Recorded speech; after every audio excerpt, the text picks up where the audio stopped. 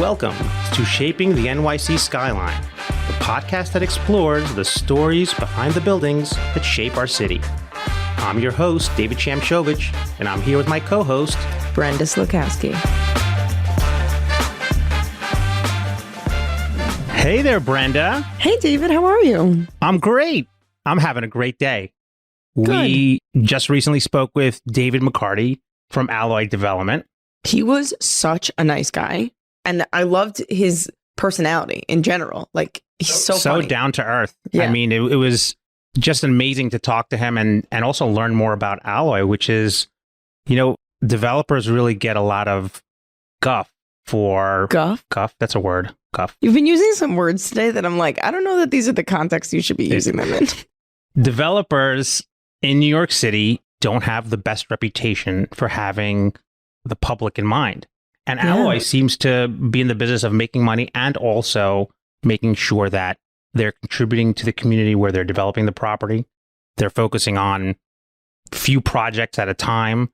And they're also doing a lot about making sure that the buildings are sustainable, building the first fully electric skyscraper, which is a project that we worked on and did a lot of major portions of that project, different aspects of it. Very impressive company that, you know, is highly unusual, I think, or away from what the general population of developers, or at least from my experience, do in the city. Yeah. I mean, just Alloy as a company has a twofold business model of not only are we here to make money, but we're here to make the world a better place. They're very conscious of the impact that they're putting out there, and what they do impacts the world around them and their communities around them. So they're very big on taking in feedback from the community. They've gone out of their way to specifically talk to members of the community around their sites and say, what do you need? How can we help? And how can we make our development not only not interrupt your day-to-day, but benefit your day-to-day? Yeah, it's a great business model, and I can see why they've been successful and why David McCarty wants to work there, you know, for the foreseeable future. I want to sort of do a callback to the David Marks episode. David Marks talked a lot about being a mensch, and this is sort of in the same vein. Different companies, David Marks and sort of the Alloy and David McCarty, they have similarities in the way that they do business. And yes, they're clients of ours, but we don't necessarily see how they put together sites or how they conduct business and how they've built up their business, even though we've seen other aspects of their personalities. Yeah. And it was really good to be able to learn that about them and know that the people we work with are genuinely good people and are trying to do good work. Yeah. I hope that the world gets to see that they are amazing people. They are good people putting out good vibes and good impacts into the world. And they're breaking the stereotypes of bad developers, or developers are mean, or developers are coming in and changing my community. Well, not only that, but in 50 years, when climate change continues to evolve this way, those are the buildings that are You're giving us 50 years? That's so generous of you. Well, you know what I mean. Hopefully we'll get to the 50-year mark and we'll nip it in the bud. Yeah, but those are the buildings that are going to be remembered. They're going to make a difference at that point. Yeah, this building is like a model for other developers to follow and say, you can do this. Check it out. They didn't have to do it, I guess, you know, when the local laws, you know, kick in next year. Obviously, the emissions will have to be lowered, but it's not something they were required to. But I think they see the writing on the wall. They see the future. They see it's beneficial to the community, to the environment, to New York City. This is where they want to be. Brooklyn is where they're sort of centered in that was it the downtown Brooklyn areas where they're sort Fort of Greene, that area. And that's where David lives. That's where the Alloy principals live. And I really love their motto and how they conduct themselves. And that's what we've seen sort of day in and day out. As we work with them, we see that. And when you talk to them, it's like, this is real. This is not like just the way they converse with us. This is how they actually are. Yeah. And I also think it shows their foresight into the next generation. They're catering to a new Gen Z era where people care about your community, people care about the world and climate change, and making sure that what you do in the world doesn't put out bad emissions and bad vibes and doesn't negatively impact what you do around you. And if I had the choice between an apartment that was using gas, that was the same price and in the same area as an apartment that was all electric and was a green building, I would obviously choose the green building because I want my impact to be less and to benefit the world. Yeah. So they're really creating a new type of living, which I appreciate. Particularly in New York City. And I'm personally hoping that a lot of developers follow suit, strip away those stereotypes. Yeah. Because a lot of developers are involved in their community and want to be part of the community and benefit the community, but it's not necessarily known. But Alloy has done a good job of getting the word out and just sort of making it clear that this is who they are. This is their attitude. This is a company that they've built, and we're hoping they're successful, which they have been thus far, and that we sort of see them evolve and flourish for years to come. I think they will. They Yeah. seem to be very cutting edge. And we hope to, at some point, have others on this podcast once, in a couple of years and see how the company has evolved. Yeah. Something that struck me, what that David said was, spoiler alert to everybody who's about to listen to the episode, but I think everybody's going to listen to the episode, given the fact that they're listening to us. Right. Well, give it 5 minutes and then he'll talk about what we're just talking about. But he gave out his personal cell phone to community board members or to community members for them to text him or call him at all hours of the day during construction of one of their projects. Which I think it's amazing. Yeah. Yes, amazing. Wow, what an outreach. Get yourself a separate cell phone for that. I wonder if he does have a separate cell phone. It blows my mind. I think that's such a good thing to do. I think it's like a great outreach point and a great touch point to show the community that you care, but blows my mind that he's willing to do that. That's where he put his money where his mouth is. He put his money where his mouth. Yeah. I think we're going to have to use your voice for that one. But yes, David definitely put his money where his mouth is, because he didn't just say, our door's open, we're available, call us, talk to us. Right. No, here's my cell phone number.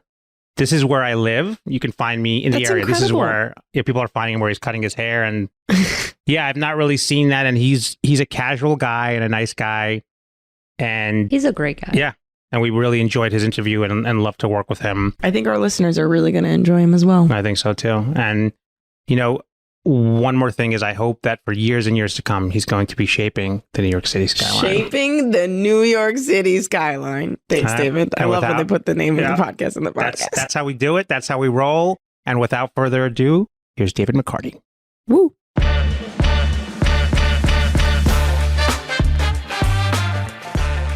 Hi, David. How are you? Good, Brenda. How are you doing? I'm good. It was a great day. Yeah.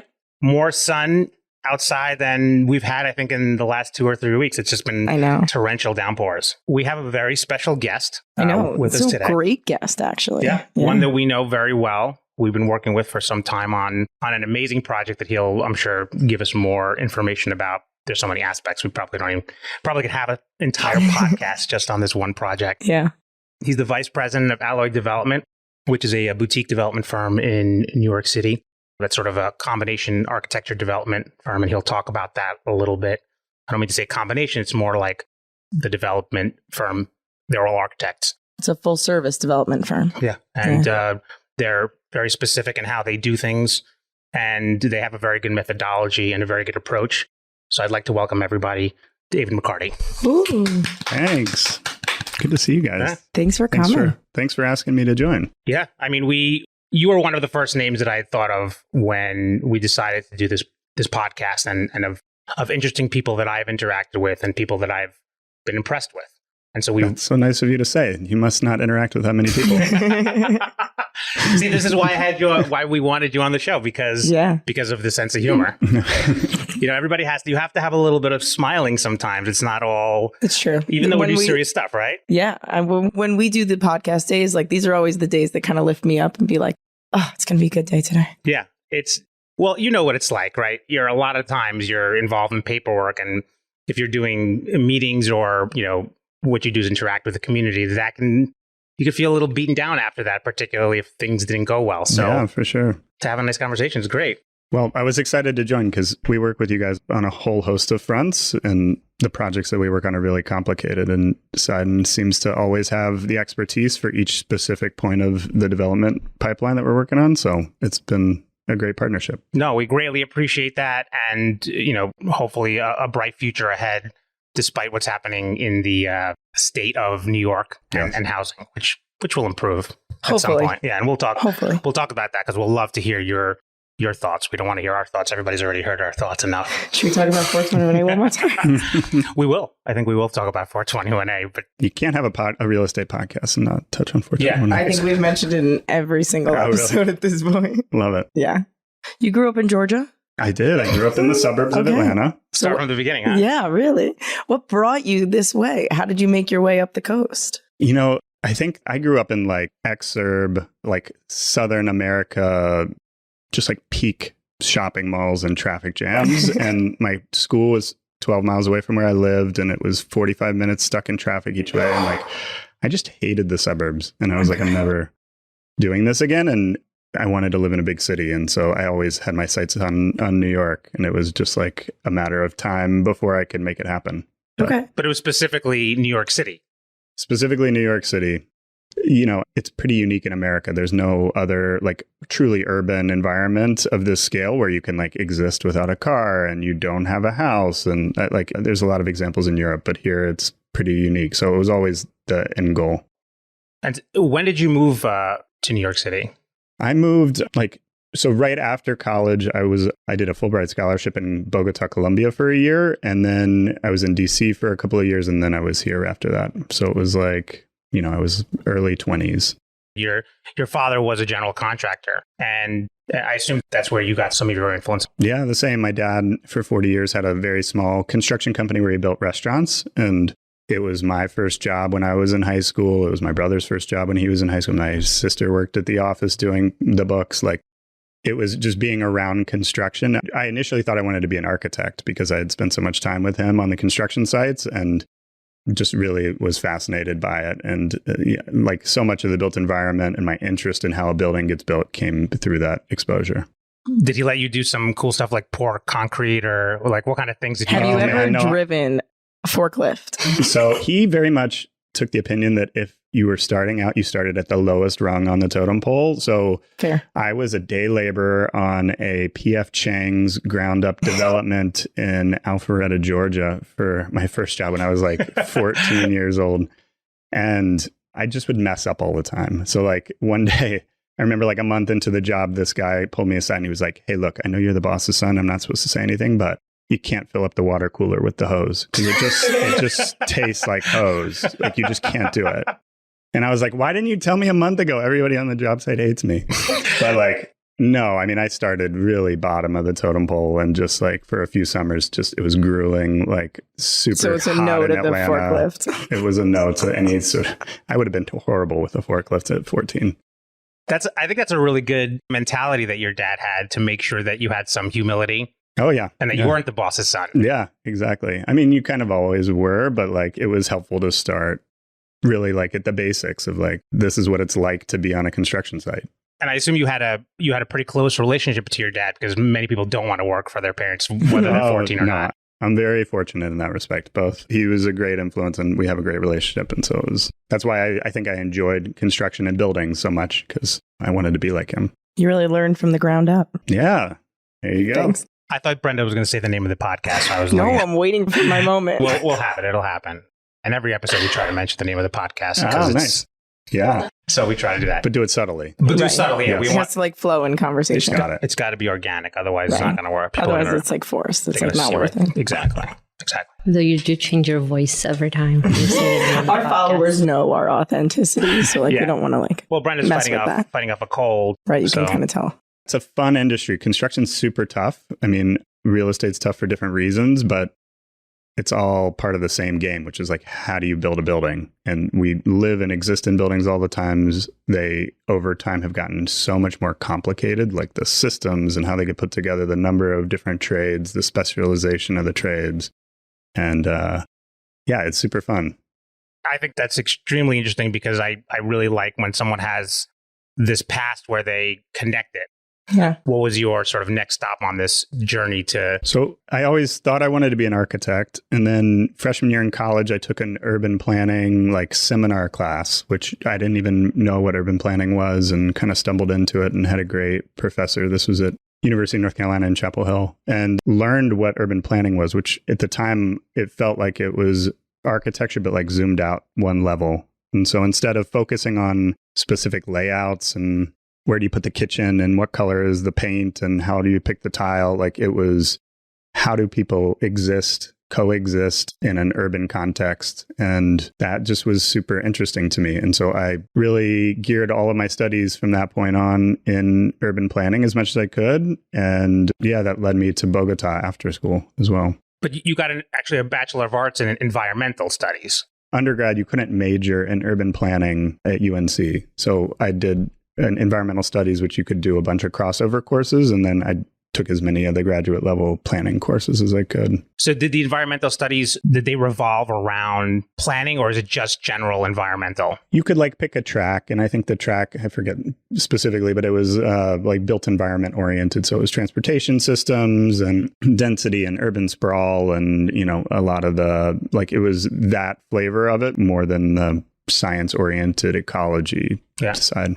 It sounds like that, I think, leads a lot to the things that you're doing in Alloy. The environmental piece and sustainability piece they're so, in my mind, that my interest in it is so closely linked. Like I was attracted to urban planning because I felt dense, transit-oriented, pedestrian-oriented cities were just like sustainably a much preferred path and a much better path to lower energy usage and like land conservation and all of these things. And so they've always been closely linked. And we focus a lot on pushing the envelope on sustainability front, both at the urban planning level and at like the more building specific building operations level. Yeah. So what brought you to Bogota, Colombia? Why specifically Colombia? And what in Colombia was your role? Yes. Bogota at the time was really at the forefront of like very innovative urban planning for developing countries. And you hear about a lot of the European examples, London with congestion pricing and Stockholm with congestion pricing and Denmark, everybody bikes and like all of these things. But you don't hear as much about what developing countries are doing, which the urban problems are a different kind of problem. They're like tremendous density, tremendous growth. It's often in Bogota, but not unique to Bogota. It's often driven by displaced people. So there's civil conflict in the country. People flee to urban areas. Like the pace of urban expansion is just would blow our minds in New York. And not everybody has cars. Like there's a different level of poverty. There's a different level of affluence. And so Bogota had been at the forefront of this. And they had specifically had a string of like 3 or 4 mayors who had focused really aggressively on new innovative urban transportation systems, reclamation of public space, biking pedestrian orientation. And so I was there specifically studying the urban transportation system in Bogota.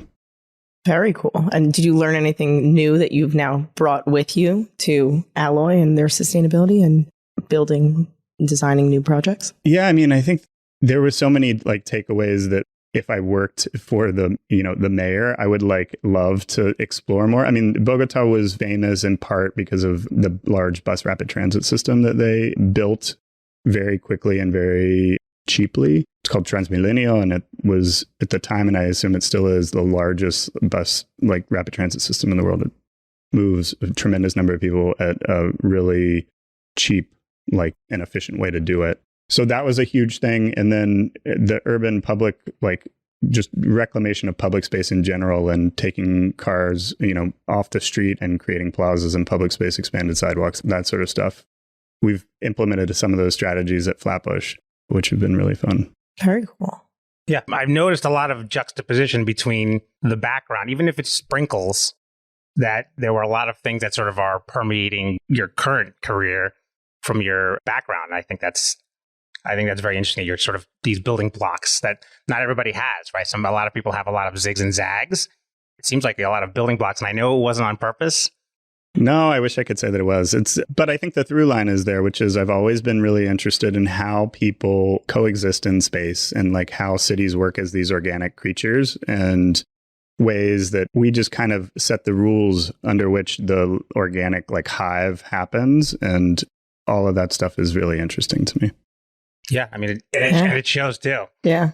I don't know if you want to talk about, to me, I think the next sort of stop would be, I know there were a couple of other positions, but the Brooklyn Bridge Park Corporation, where you served as Director of Development, correct? Yes. So Brooklyn Bridge Park, as I'm sure most folks know, was one of the big signature projects under Bloomberg. It was former Port Authority land on the waterfront in Dumbo and Brooklyn Heights that the Port Authority fell into disrepair and disuse.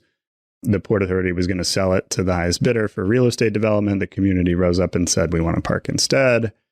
And the compromise from the then governor and then mayor was they said, we'll pay to build the park. It was going to cost $400 million or $450 million to build the park, but we won't pay any ongoing operations or maintenance for the park. It's an expensive park to maintain. It's like $16 million a year. And so our task was we had to come up with revenue each year that was sufficient to cover those ongoing operational expenses. And the way that we did it was through 5 development sites. And each of those sites were long-term ground leased to either build condominiums or affordable housing, hotel, office space, retail, a marina, concessions, et cetera. And the income generated through those ground leases, both in the form of ground rent and pilot, in theory, should have been sufficient to cover the operating budget. And the park's now operational, the buildings are complete, and the model has worked. There's like the income has exceeded what was expectations were. There's cash in the bank. And for folks who go visit the park, it's just beautifully maintained. It's one of the signature like gemstones of the city. Yeah, it's a beautiful park. How did you get involved in this position? How did you get it? Yeah, I was looking both in the private sector, and this was after graduate school. I was looking both in the private and public sectors to try to find an interesting real estate development oriented job. And it was like a serendipitous, somebody at Brooklyn Bridge Park had worked at a prior company of mine, and the interview worked out, and like it was a great opportunity. I was there for 3 years. It was during the bulk of the like disposition and ground lease activity that we were doing. And it was so fun. The office is in the park each day. I would like go take my lunch on a bench and bike up and down the park and watch all of the construction sites and make sure everything was going the way that it was supposed to. Gorgeous. I felt very fortunate to have. But I think that's a great way. We don't have a place where we actually able to relax, and you're in an office environment where all the construction that sort of you're dealing with is around you in your office space. You're sort of living and breathing in the all office. those things. Yeah. Well, and construction's really complicated. So being so close to it so that you can go look at it every day, like it's something that we really value at my current job at Alloy is we are so geographically focused. We really only work on stuff that is either within walking distance or in the case of downtown Brooklyn, biking distance from our office. And we're on the site like every day, every other day, because it's too complicated to be doing. I can't imagine doing something on the other side of the city, much less like in some other city or other country. Yeah, because you want to have somebody there that's paying attention, making sure things are happening. Yeah. And you live in Brooklyn, and as do the principals, right? Yep. I live in Fort Greene and have for a long time. Jared and AJ both live in Dumbo. Our office is in Dumbo. The big project we're working on now is in downtown Brooklyn. It's like 5 minutes from my house. I walk by it every day on the way to work and then go to it for work and like run into the neighbors there all the time. And the previous set of projects that we had done were in Dumbo. So very close. So when you started at Alloy, what was your role and how have you grown over time and expanded?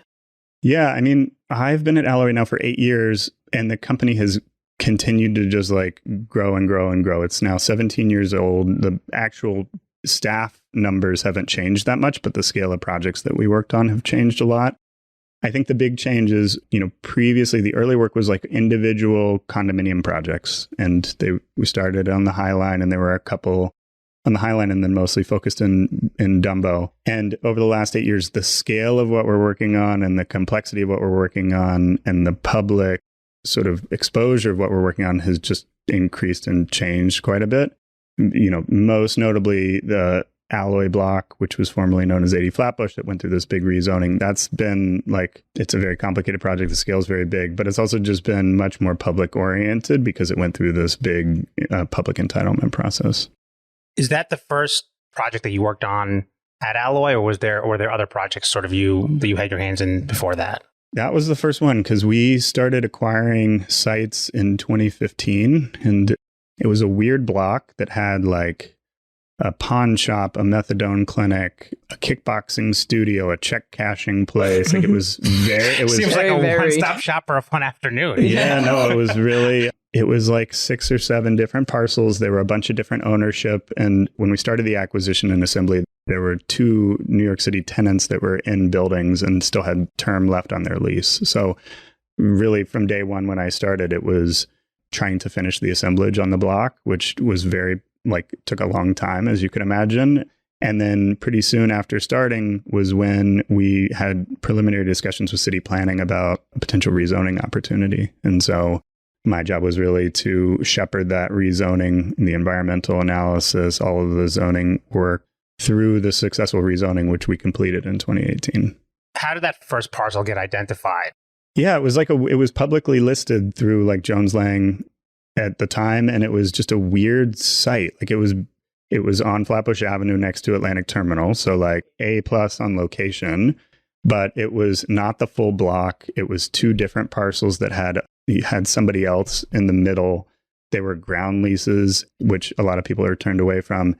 And they had these New York City tenants in it with like many years left on their lease. So it wasn't a really obvious acquisition. And I think that certainly nobody at the time was thinking about a rezoning. And so it was, we just loved the location and felt like you have to buy the site on Flatbush Avenue next to Atlantic Terminal. Like it's just, they don't make that again. And I wish we said that we had the plan all along that we were going to do this, but it was really like step by step and through conversations with the city about what the city was looking for that we ended up where we landed. And so you weren't necessarily saying, well, I'm only going to purchase this if I can assemble everything. You guys were buying, or rather ground leasing, right? Parcel by parcel. Yeah, there was a development plan that worked as sort of a base case. Like if we assembled nothing else, and if we got no additional zoning, like upzoning, there was a development plan. It wasn't a great one. It wouldn't have been as interesting as where we landed, but yeah, certainly we had like a backup plan if this didn't go through. It sounds very much like you're location oriented, and regardless of what comes about, you're invested in growing your community of where you are and based on that location.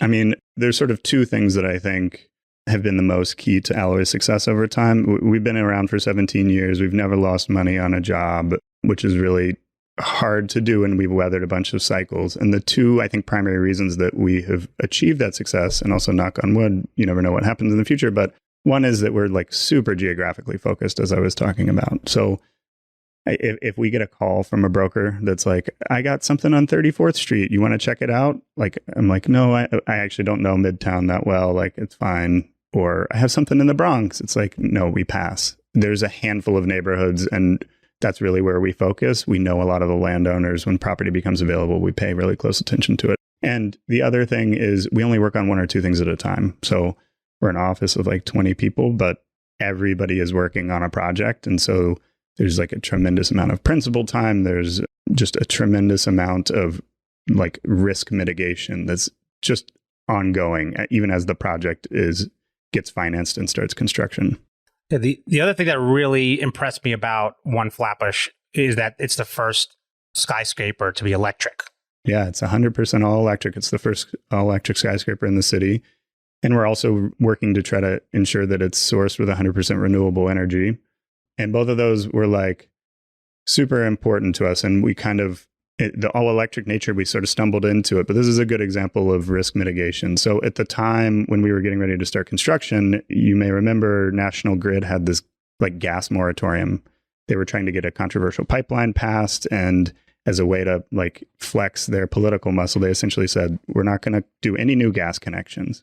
Well, we were like, we need to build a building. We need a gas connection to build a building. And we felt that we were being, like used as a political pawn in their game. And we said to our consultants, like, what if we didn't use gas? What if we didn't need National Grid? And that was really where the conversation started.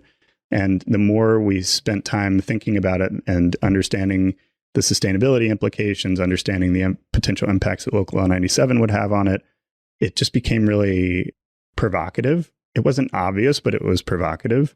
And, it was sort of a timely decision because it was Local Law 97 had already passed, but nobody really understood how it was going to be implemented. And then we essentially proved to the market and to the political community that you can do all electric buildings at scale.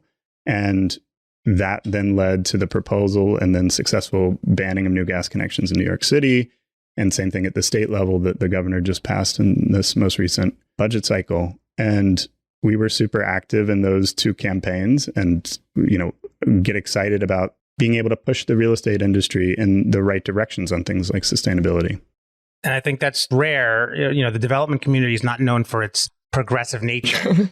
But, and I read something, some of us are, it's not everybody, but the reputation is not of a progressive nature. And economics is important. This sort of the stereotypical. But in this podcast, we want to break that stereotype. Everything that I've seen, heard, read about, and know firsthand about Alloy is that, yes, economics are important. They're a business, but that's not the bottom line. That's not all that interests. You really listen to the community, and just going back to, your education, understanding what the community needs, what the city needs, how things work.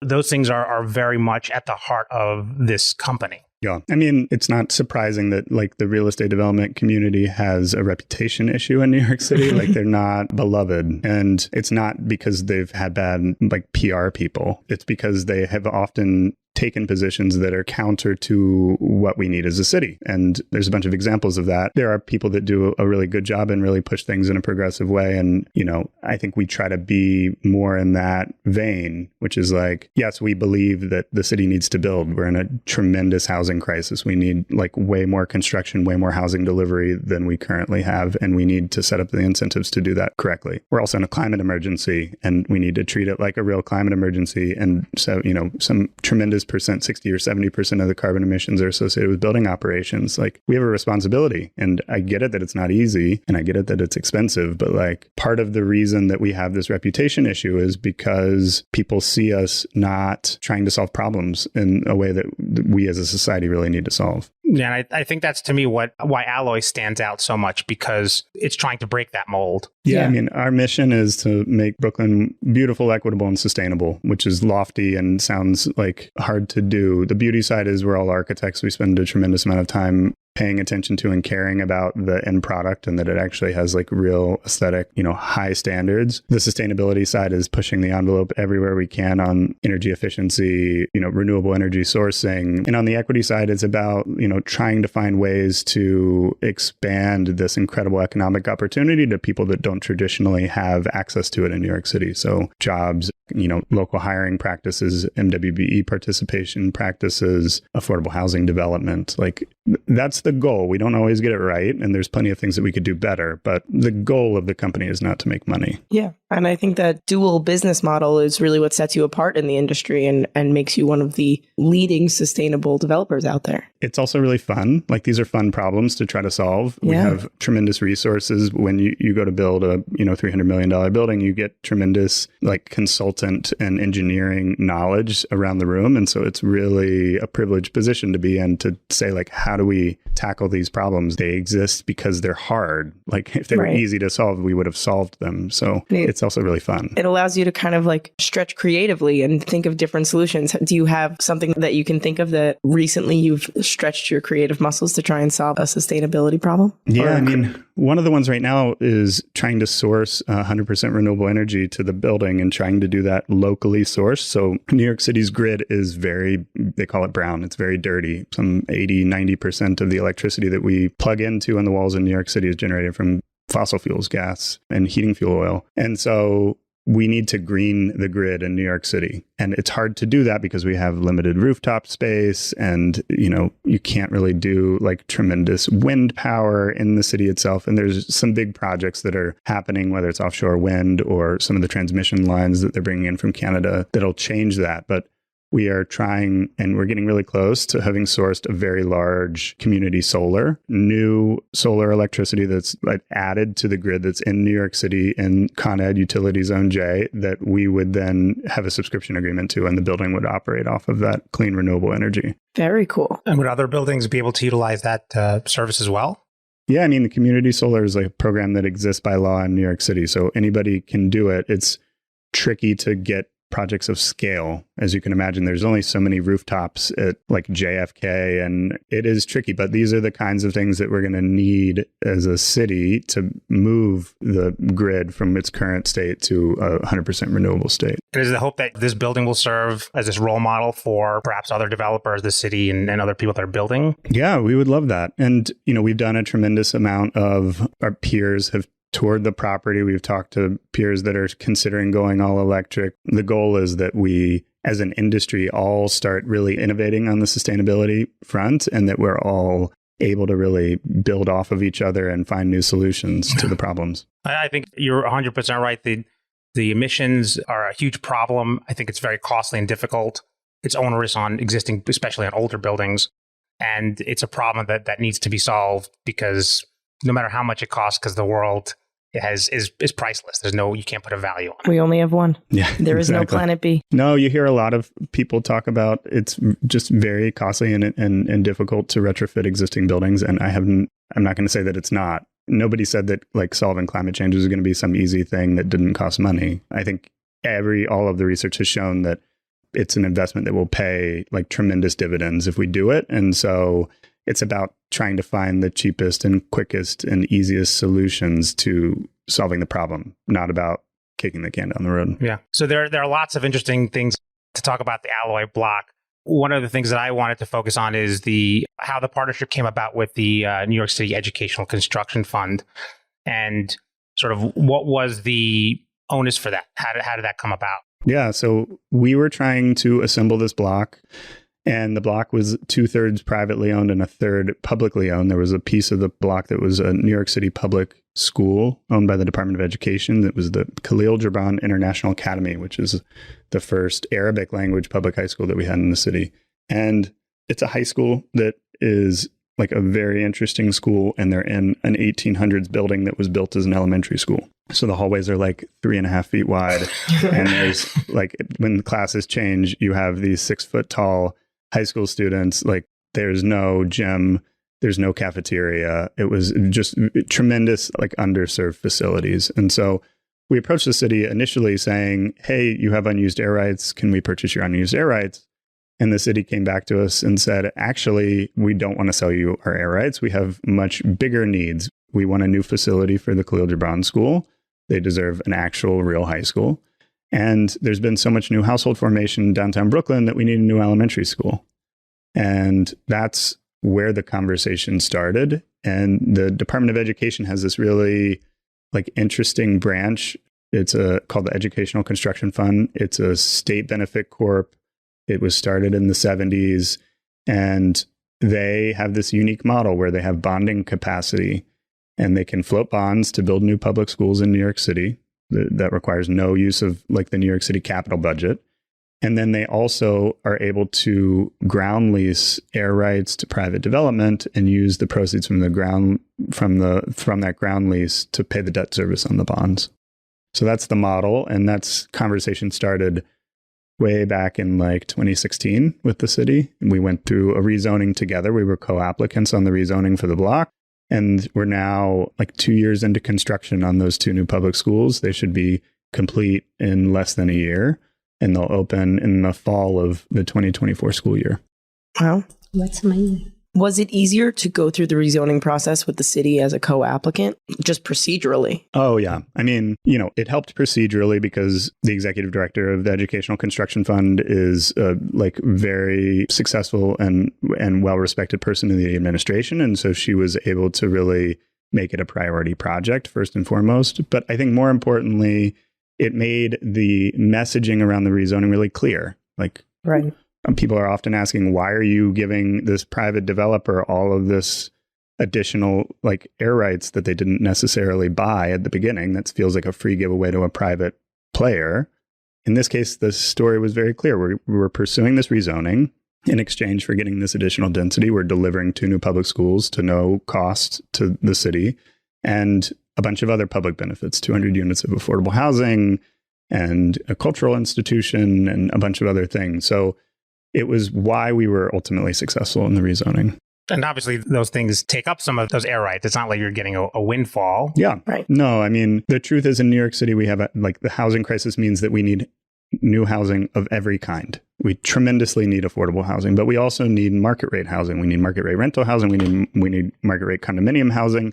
But that's often in a rezoning, a discretionary action. That's not like a sufficient argument. Right. It should be, but it's often not. And so the question often is, okay, in exchange for this rezoning, like what are we getting? And in this case, there was just so much good stuff that literally at the end of the ULURP, the council member was not trying to get more stuff for the city. He was saying we need to lower the scale of the buildings, and you can take out some public benefit if you need to do that, because it had like that public benefit story was just so genuine and so rich. It was hard to dispute. Yeah. The Alloy block is, at the end of the day, it's 5 buildings. It's a tremendous mix of uses. There's historic buildings, there's new buildings, 2 public schools, 200 units of affordable housing, 700 units of market rate housing, office space, retail. Like, it's just a really dynamic mixed use urban environment in a dense transit rich location. Yeah, it's a very impressive project. And, we've been working on it, and it was interesting to see that obviously the rezoning passed, but the community board actually did not want it to go through. We've witnessed this on occasion. The community board's obviously not the last say, but at least they can give their opinion. I know this was a very difficult rezoning to do, and a lot of people in the community had a lot of opinions, much of which you've listened to. I wonder if you can talk about why do you think the community board ultimately rejected it and voted not to approve it? I think the biggest issue for them was the density increase. So it went from an FAR of 6 to an FAR of, when they were reviewing it, was an FAR of 18. It landed at 15.75, but it was a very significant upzoning. And the site is a little bit of a strange context in that it's on Flatbush Avenue next to Atlantic Terminal. So it feels like downtown Brooklyn. There's tall buildings all around it. But the other frontage is on State Street, which fronts 2- and 3-story brownstones. So I think for the community board, they felt this was a transitional area. It shouldn't receive this amount of density. And that was ultimately the reason that they rejected it. Development is controversial. Like, the other thing that happened is downtown Brooklyn was rezoned back in 2004, 2005, meant to really be a new commercial district and sort of the third commercial district in New York City. And as we all know, it went a very different way. It went a residential way.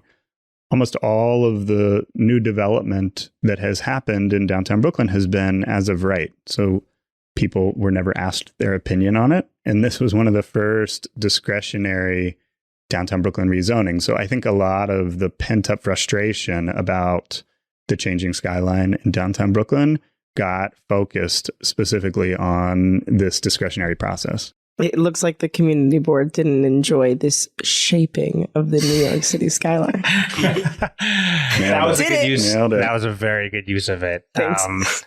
And we spoke about how Alloy has a very interesting open door policy. You've had hundreds of meetings with different groups. I think we had like 130 meetings. It was a very public conversation, and we knew that. And we knew the change that we were asking the city council to make and the administration to make was a significant one, and it was going to have an impact on downtown Brooklyn. And so we felt that it was our obligation, and we also felt that it was the right strategy to just have a really incredibly robust dialogue about it. So anybody who wanted to meet about the project was invited into our office. That we had 120 meetings that include community boards, the community garden across the street, the local block association, individual homeowners, city agencies, like the list went on and on and on. All of the elected officials we met with, dozens of times, right? So, and I think that, it was a tremendous amount of work. And when I say we met, I meant the principals of the company, myself, we met. It wasn't that we were sitting behind a land use attorney or sitting behind an environmental consultant. Yeah. Like, we were not shying away from the conversation. That was helpful in a few ways. One, people actually have good ideas. So when you hear consistently over and over again something, you need to pay attention to it. So people on State Street were very concerned that we were going to have parking garages and we were going to have loading docks, and that they were going to feel that they were living like with excessive reverse beeping. And like, so, I think it would be easy to dismiss that and say, oh, sorry, like the building needs parking. The building doesn't need parking. It was because of that feedback that we went to city planning and requested a full parking waiver, which it was a direct improvement of the project by listening to people. So one, I think the project got a lot better over time because people do have good ideas and you have to listen to them.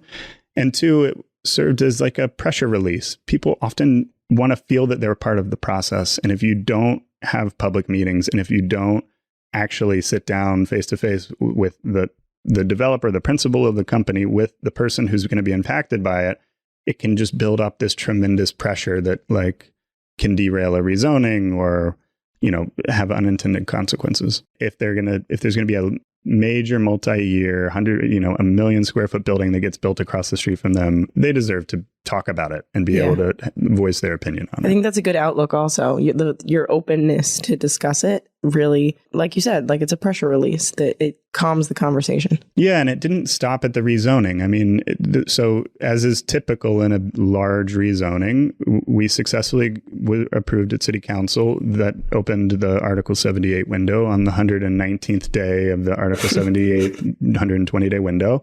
We were sued by the neighbors, the block association next door. We ultimately came to resolution, resolved the lawsuit. But the engagement with the community never stopped. Like all of those people were still going to live in the brownstone across the street from our construction site. They were still going to be impacted. They were still going to have the ability to call 311 or DOB and try to cause issues. And so our perspective has been all along that like we need really as good of a relationship with those folks as possible. And we've really maintained that. So every month since the rezoning was complete, we've had a community meeting. It's the same group as our community advisory group. And we meet and we talk about what's going to happen in the upcoming month from construction. And we talk about quality of life issues, as small and minuscule as the construction guys are throwing their cigarette butts on the street and like, can you please make them stop? To really large issues about what is the design? How is construction going to go? What's happening to vibrations in my house? Like, those folks know me very well. Like I run all of those meetings. They have my personal cell phone. They know about my family. They have your personal cell phone? 100%. They call all the time. Like, I think that's kind of crazy. No, what's been fun is as the project has taken shape, I get these pictures of the project from the block association president, and they're beautiful pictures. And she's standing on her balcony taking a photo of the site saying, look at all the great progress. So it's the other piece of it. I want them to feel that they have some agency because they did shape the thing. And so I want them to feel some ownership over it. I'm very impressed. We've been working with you on this, but sort of the methodology behind it, right? We were in part of the Euler process. I think it's a brilliant psychological and just you're trying to do good, and letting people vent and really listening to feedback, particularly as you're going through when you don't really need them at this point is, I mean, how many brownie points? You're getting so many brownie points. I think it's a fantastic methodology. Even I more really than brownie points. I think it's just like a good way to approach business. Like just listening to everybody around you. And like you said, they all had good ideas that contributed to the project. So, and they're going to have to live with it right across the street from them. Yeah. So it's nice to listen. But I would think a lot of developers would say, right, I'm doing it regardless. Or I don't think, or disregarding. We're the kind of people that if there's an alarm at the construction site that's going off all weekend, like I don't want it going off. I don't want to make people upset. I don't want them to have a ruined weekend or not be able to sleep because of something that's going on. It's like, yes, it's a good philosophy business wise, but it's also just like as a person, I don't want to be annoying people. Yeah. So and you're part of this community. It's not just your outsiders, you're insiders. Oh, I see these folks all the time. We shop at the same grocery store. We get our hair cut. I was at the barber shop the other day and the guy that sued us was sitting in the barber seat across from me and like, we're friends now. So like, well, I would say that we're friends. I don't know if he would say that. But maybe if he listens to this podcast, he'll let us know. You can send it to him. Yeah, but no, that's how we approach it. And that's the goal on all future projects as well, is we want to be good neighbors. We care about Brooklyn. We work in these neighborhoods also because we love these neighborhoods and we want them to be better. We're optimists really as developers. And I think that's a hard thing for people. By optimist, it means like the best time in Brooklyn was not 10 years ago or 20 years ago. Like the best time in Brooklyn is going to be 10 years from now. So like we need to understand and have faith that we can make the place better. And I think so much of the resistance to development is fear that like any change is going to be bad change. Yeah, I think that fear is what drives people to oppose development. Yeah. It's kind of like a knee jerk, any sort of change. I'm skeptical of it and it's not going to be good. Yeah. That's my default setting. Look, I hate change. Industry. Right. Yeah. Exactly. So do you think there's something that you learned about this process that you would say, next project, I'm going to do it differently in terms of getting all this feedback, are there any takeaways that you think you would change on the next project you work on? It's a good question. I think it actually proved the approach more than I'm sure there are things that we didn't do correctly and that we could get better on. But I think the approach is the right approach to be open, be transparent, actually have faith that people know where they live pretty well and that they have good suggestions. Now, there's certain things that just you can't ever come to reconcile with. We're in a housing crisis. We need to build more housing. So if somebody says I don't want you to build anything, and we say, we need to build new housing. There's just, that's a disconnect that you're not going to solve. But if people say to you over and over again, I don't like glassy buildings, it really feels too cold. It feels like it's not sustainable. It feels like whatever. Those are things that you can work with. And you can, or if somebody says, I don't want a loading dock, and beeping trucks across the street from me, those are things that you can work with. And so it's about trying to find folks that are interested in having that kind of dialogue. How can you do the kind of development that we believe the city needs, but in a way that causes the least disruption, creates the best, aesthetics, and et cetera. Yeah. I think those are noble goals too. Beautification, aesthetics, pleasing the community, all important. Can you tell us a little bit about what's next in the next phases of the project? And if you can talk about how you're going to face the adversity of not having a tax abatement in place. Yeah. So the next phase of the project, so we have to complete construction on our first phase, which is, there are two buildings. The first building is 100 Flatbush. It's a 440 unit mixed income rental building. The other is the two public schools. They have less than a year until completion. Once we complete this existing school that's on the block, the existing high school can move into their new facility, and then it frees up the balance of the land for the second phase. The second phase is another large mixed-use building. So it has retail and office, a bunch of affordable housing, market rate housing, a new cultural facility. It's 600,000 square feet. It's a large building. Massive. So we're starting pre-development on that. And that is, it'll happen as soon as the first phase is done, but is in the pipeline. Other work, the lack of a 421A is a real challenge for multifamily housing development, as I'm sure you know.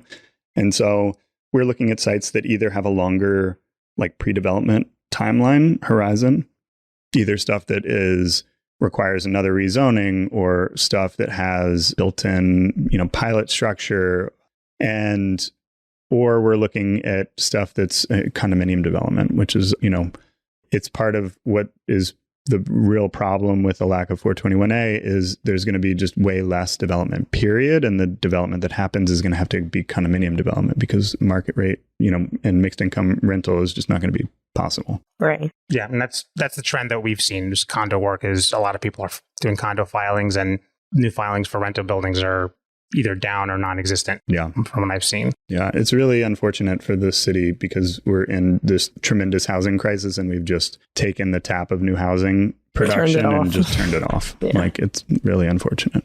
If there is no new program next year, which we all hope will happen, and this second phase building cannot get a tax abatement, I can only imagine that, it won't really pencil out. Is there just a hope that, this thing is going to pass? And I think it will. I'm not sure if it's next year or the year after, but it will. But what do you anticipate doing? Yeah, I think the pressure is just going to continue to build as the lack of new housing starts continues. And so the problem is going to get solved. It just has to. There's just the lack of new housing production in general as it relates to housing prices is just a tremendous amount of pressure will be on that. And B, the number of construction jobs and just general economic activity that will cease if we can let this continue. There's going to be too much pressure on the state to solve the problem, and I'm confident that it'll happen. It'll take time, and there's a lot of distance between the two sides at the moment, but it has to for the sake of the city. Yeah. That's precisely what we think. Mm-hmm. And is Alloy going to go back and do something to effectuate the sustainability of those prior buildings to the extent that hasn't happened yet? Yeah, we've always, sustainability has always been foundational to the work that we've done. And so we've pushed the envelope on previous buildings as well. We weren't as good at talking about it. So, one John Street as an example has super high performing building envelope and tremendous sound attenuation and energy performance, et cetera. Same thing with 168 Plymouth Street. What we have done recently is we've gotten really excited by renewable energy sourcing. And so we've gone back to those buildings, which we don't own anymore. They were condominium buildings. We've just, sold the units. They now have operating condo boards. But we've gone back and entered those buildings into community solar subscription agreements. So now those buildings both have 100% renewable energy that they're sourcing. And since of both of them, it's energy that's being generated upstate in Westchester County, but it's all Con Ed territory. It's all the same grid. It's all really in need of like new solar and renewable generation. And so that's one thing that's been really fun is to go back to existing buildings and try to figure out how to source renewable energy to them. Yeah, I really appreciate that. Not only are you looking to use renewable energy in your future projects and your current projects, but you're also looking back at your other projects and saying, let's use renewable energy there and go back and make sure that we're providing a value add to the community and your environment around you rather than just leaving it. It's the right thing to do, but it's also the mind shift is happening. People that live in these buildings, they want to feel like they are contributing to the solution and not contributing to the problem. Yeah. And the same thing we're seeing on the rental side. So somebody in downtown Brooklyn has 45 rental buildings. Like if you were moving to downtown Brooklyn, you have a lot of choice. And we're trying to differentiate ourselves in that way meaningfully and, legitimately that like this is a different building. It operates differently. The emphasis and the priorities are different. And we think that the renter pool out there is younger. They care about climate change. They want to be part of a solution. They